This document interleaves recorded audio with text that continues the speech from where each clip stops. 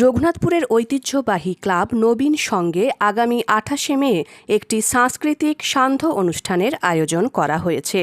সেই উপলক্ষে আজ ক্লাব প্রাঙ্গণে এবং ক্লাব সংলগ্ন দুর্গা মন্দির প্রাঙ্গণে একটি বসে আঁকো প্রতিযোগিতার আয়োজন করা হয়েছিল।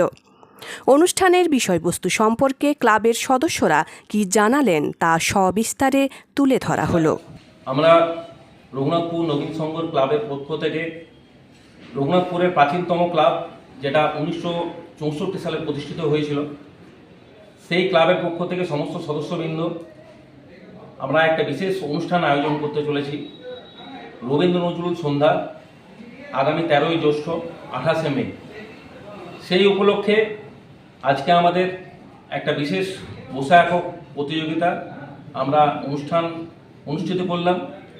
সেই অনুষ্ঠানে কচিকাছা থেকে শুরু করে সিনিয়ররা পর্যন্ত অংশগ্রহণ করেছেন এবং তারা তাদের পার্টিসিপেশন, তাদের সহযোগিতা এবং তাদের গার্জেনদের সহযোগিতা সম্পূর্ণভাবে আমাদেরকে সহায়তা করেছে। এবং আগামী 13ই জ্যৈষ্ঠ আমরা যে রবীন্দ্র নজরুল অনুষ্ঠান অনুষ্ঠিত করব, সেই রবীন্দ্র নজরুল অনুষ্ঠানে আমাদের নৃত্য, আবৃত্তি, সঙ্গীত, তাছাড়াও আমরা দুটো শ্রুতি নাটক রেখেছি। আমাদের রঘুনাথপুরের বিশেষভাবে পরিচিত সংলাপের তরফ থেকে দুটো শ্রুতি নাটক, আমরা একটা হঠাৎ দেখা এবং একটা মর্গের কান্না বলে আমরা দুটো শ্রুতি নাটক আমরা অনুষ্ঠিত করব। আপনাদের রঘুনাথপুরবাসীর কাছে একটাই বিনীত অনুরোধ, আপনারা সবাই আমাদেরকে আপনাদের সহযোগিতা হাত বাড়িয়ে দিন এবং আমাদের অনুষ্ঠান সর্বাঙ্গীকরণে সুস্থিরভাবে এবং ভালোভাবে সম্পূর্ণ করার জন্য, আপনাদের সাফল্যমণ্ডিত করার জন্য আপনাদের সহযোগিতা একান্তভাবে কাম্য। আর